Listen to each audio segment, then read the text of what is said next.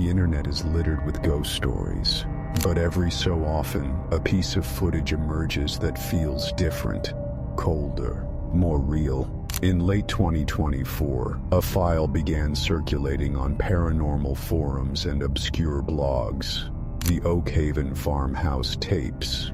It presents itself as the final recording of paranormal investigator Julian Croft. The text file that always accompanies the footage claims it was recovered from a camera found inside the abandoned farmhouse on October 28, 2024. Croft, known online as the Archivist, had a reputation as a no-nonsense debunker. He went to Oak Haven to disprove a local legend. According to the story, he was never seen again. The footage opens inside a car. It's late, it's raining, and Julian Croft is speaking directly to his camera. He looks tired, but you can see the resolve in his eyes. Test. My name is Julian Croft. For the past 6 years, I've run the web series The Archivist, where I systematically visit locations claimed to be haunted. To date, I have investigated 73 locations, and to date, I have found zero credible evidence of anything paranormal. He's a skeptic through and through, not a ghost hunter, but a truth hunter. His goal for the night is investigation number 74, the Oak Haven Farmhouse, a place locals call the Whispering House. The legend is pure campfire fuel. A family named the Millers vanished from the house in 1934, and ever since, the house itself is said to whisper to visitors, learn their fears, and then take them. Julian, of course, isn't buying it. It's a fantastic piece of local folklore, but that's all it is, a story. Tonight I'm going to prove it. The footage you're about to see will be an uncut, unedited record of this investigation, and together we're going to pull back the curtain on Oak Haven Farmhouse and expose the truth behind the whispers. Wish me luck, not that I'll need it. With a confident nod, he cuts the recording. It's the last time we see him so sure of himself. The next clip is from Julian's body cam, the world cast in that eerie night vision green. He's crunching his way through wet leaves towards the farmhouse. It's a 2-story Victorian, looming and derelict, with a single gnarled oak tree beside it, scraping against the siding like bony fingers. All right, made it to the front porch, he murmurs, more to himself than any audience. The structural integrity seems questionable at best. The air here is heavy. It's thick with the smell of damp, rotting wood and wet earth. He dismisses it as mold and decay, the oppressive atmosphere of any old, abandoned building. The front door groans open, and his flashlight cuts through the darkness, revealing a foyer that's like a perfect time capsule. Everything is draped in dusty white sheets, a grand staircase curving up into nothing. This is where Julian lays out the core of the legend for his viewers. He explains that the Miller family, John, Mary, and their children Emily and Samuel, disappeared from this house in 1934. No struggle, no note, dinner still on the table. He scoffs at the supernatural angle, suggesting the far more likely scenario of a family buried in Depression-era debt simply skipping town. He chooses the living room for his base camp. We watch him work methodically, setting up 3 cameras. Camera A on the front door, Camera B on the hotspot of the grand staircase, and Camera C, a thermal camera, pointed down a long, dark hallway. His setup is professional. He's here to document, to measure, to explain. Okay, base is established, he says, his face lit by the laptop displaying the 3 camera feeds. Now for the sweep. He gears up with his handheld camera, a K2 meter for EMF, and a digital recorder for EVPs. He's careful to explain the rational science behind each tool, dismissing electronic voice phenomena as auditory pareidolia, the brain's tendency to find patterns in random noise. He's covering all the paranormal bases, just so he can knock them down one by one. Before he steps out of the relative safety of his base camp, he addresses the house's main claim to fame. Let's address the whispers. This is a classic auditory phenomenon in old houses. Wind whistling through cracks, the house settling, old pipes groaning. I fully expect to hear plenty of whispers tonight. The question isn't whether I'll hear them, but what's actually causing them. His confidence is still high, but as he takes a deep breath and steps into the darkness, his voice drops. All right, Julian, time to go to work. Julian begins his sweep of the ground floor.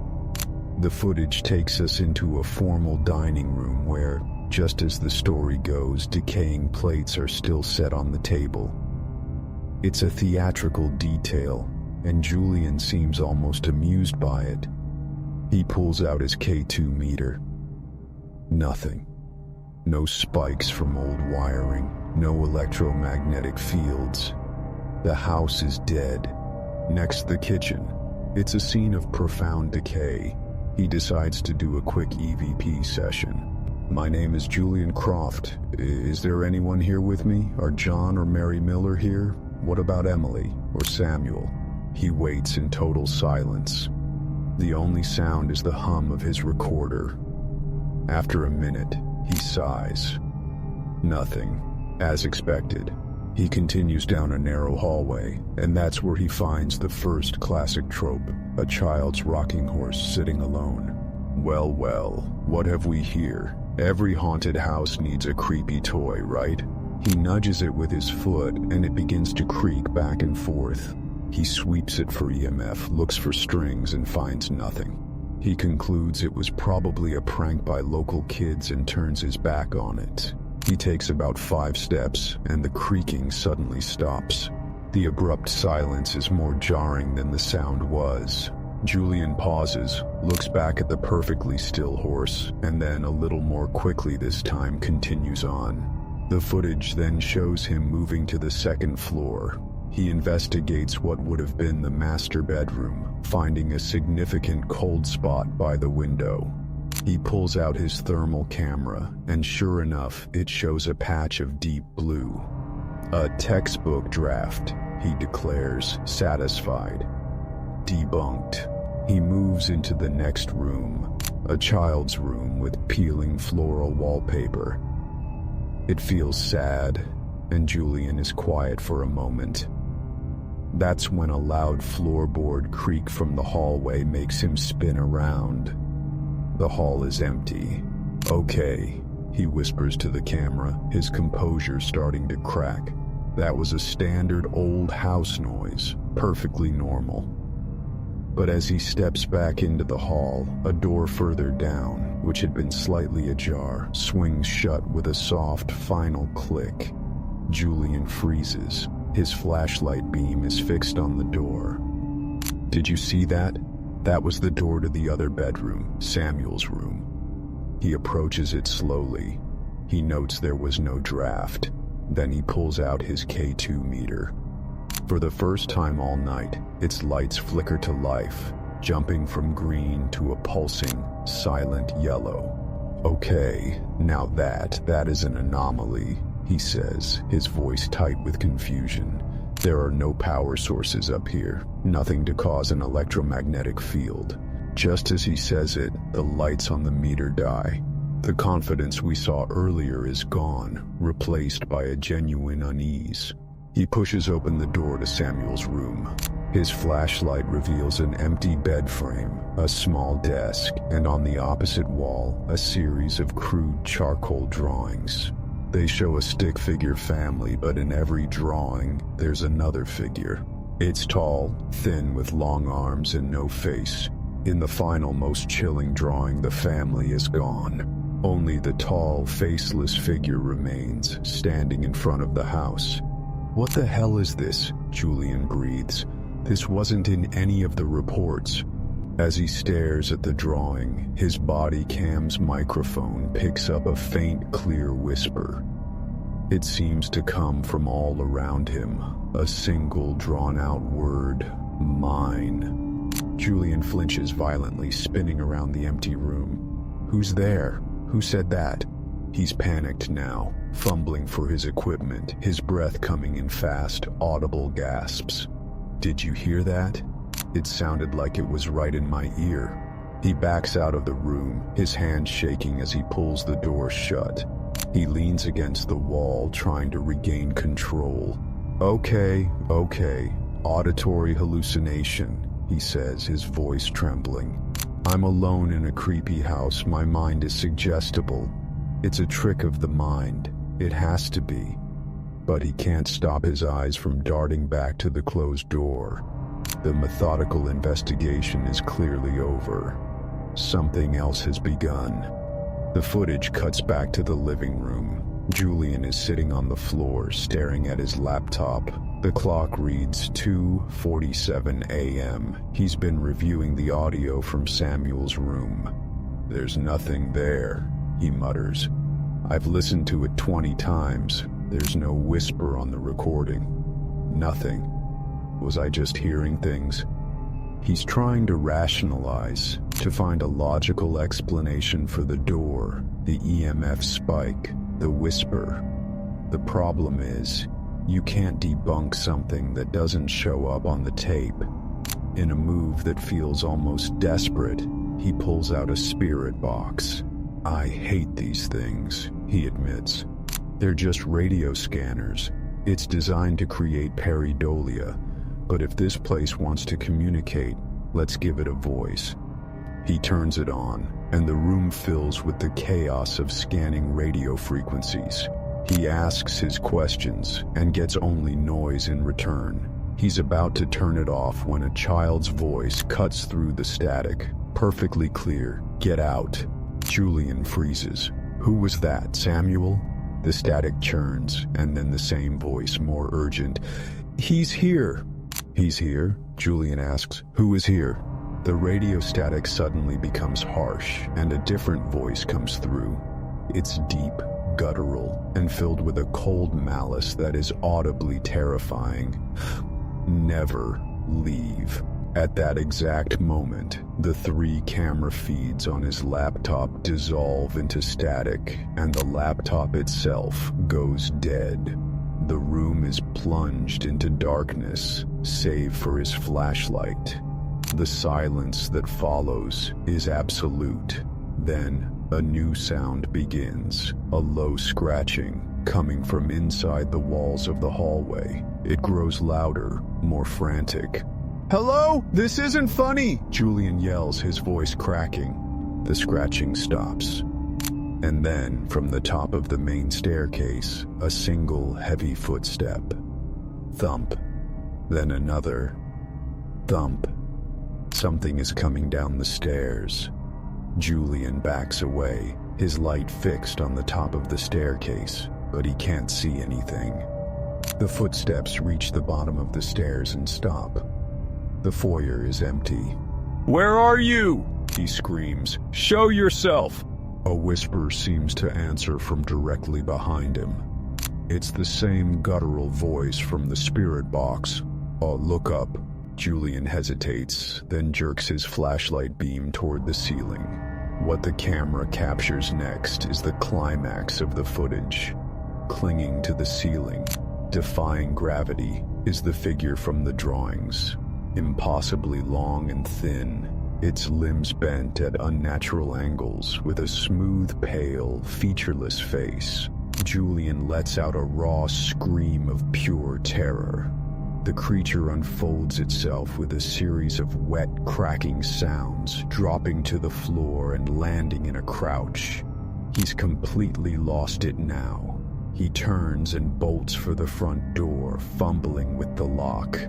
No, get away from me. The door won't open. It's barred or stuck. As he rattles it uselessly, the creature rises to its full, terrifying height behind him.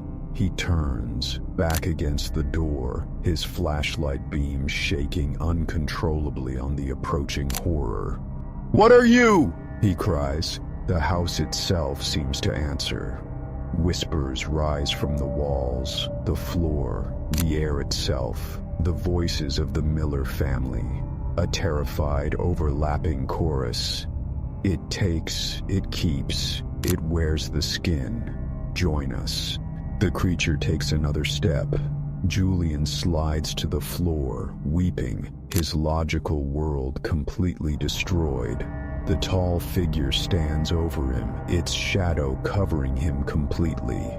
As it raises one of its long, thin arms, the body cam footage begins to glitch and distort. The last moments of the recording are pure chaos. The camera view spins wildly as Julian seems to scramble away from the door. His screams are raw and agonizing. Then there's a wet, tearing sound, followed by a sickening crunch. The camera clatters to the floor, pointing sideways at the base of the staircase. Julian's cries grow more distant, as if he's being dragged down the west hallway. The footsteps reach the bottom of the stairs and stop. The foyer is empty. "Where are you?" he screams. "Show yourself!" A whisper seems to answer from directly behind him. It's the same guttural voice from the spirit box. "Oh, look up." Julian hesitates, then jerks his flashlight beam toward the ceiling. What the camera captures next is the climax of the footage. Clinging to the ceiling, defying gravity, is the figure from the drawings. Impossibly long and thin, its limbs bent at unnatural angles, with a smooth, pale, featureless face. Julian lets out a raw scream of pure terror. The creature unfolds itself with a series of wet, cracking sounds, dropping to the floor and landing in a crouch. He's completely lost it now. He turns and bolts for the front door, fumbling with the lock. "No, get away from me." The door won't open. It's barred or stuck. As he rattles it uselessly, the creature rises to its full, terrifying height behind him. He turns, back against the door, his flashlight beam shaking uncontrollably on the approaching horror. "What are you?" he cries. The house itself seems to answer. Whispers rise from the walls, the floor, the air itself, the voices of the Miller family, a terrified, overlapping chorus. It takes, it keeps, it wears the skin. Join us. The creature takes another step. Julian slides to the floor, weeping, his logical world completely destroyed. The tall figure stands over him, its shadow covering him completely. As it raises one of its long, thin arms, the body cam footage begins to glitch and distort. The last moments of the recording are pure chaos. The camera view spins wildly as Julian seems to scramble away from the door. His screams are raw and agonizing. Then there's a wet, tearing sound, followed by a sickening crunch. The camera clatters to the floor, pointing sideways at the base of the staircase. Julian's cries grow more distant, as if he's being dragged down the west hallway. The text file that accompanies the footage provides a chilling epilogue. Julian Croft's car was found on October 29th, his camera on the floor of the foyer. The rest of his equipment was reportedly destroyed, its internal components melted. Despite an extensive search, no trace of Julian Croft was ever found. The Oak Haven Farmhouse was condemned a month later. According to the legend, demolition workers refused to enter the building after reporting faint whispers and seeing a tall, shadowy figure in the windows. The house was eventually demolished from a distance. In the end, the case of Julian Croft, much like the Miller family 90 years before him, remains unsolved. Just another ghost story, or a recording of something truly unexplainable. That's the question the Oak Haven Farmhouse tapes leave with you, long after the screen goes dark. Then, abruptly, his screams are cut to silence. The camera lies still, recording an empty frame. The only sound is the gentle, rhythmic creaking of the child's rocking horse, which has started up again somewhere down the hall. After nearly a minute of this, a shadow falls over the camera's view. A pair of bare feet, Julian's feet, enter the frame. The figure of Julian Croft walks unsteadily into the center of the foyer and stops, his back to the camera. He stands there, perfectly still. Then, with a movement that is sickeningly smooth and inhuman, he begins to turn around. As he does, his arm seems longer, thinner, the joints not quite right. He completes his turn. It's Julian's body, in Julian's clothes, but where his face should be, there is only a smooth, blank, seamless expanse of skin. It's the face of the creature. This faceless version of Julian tilts its head in that same gesture of cold curiosity. It raises a hand and points directly at the camera. The feed glitches violently one last time, dissolving into a deafening roar of static. A final, corrupted image of the blank face leaning in, and then black. For more paranormal investigations, don't forget to like, share, and subscribe.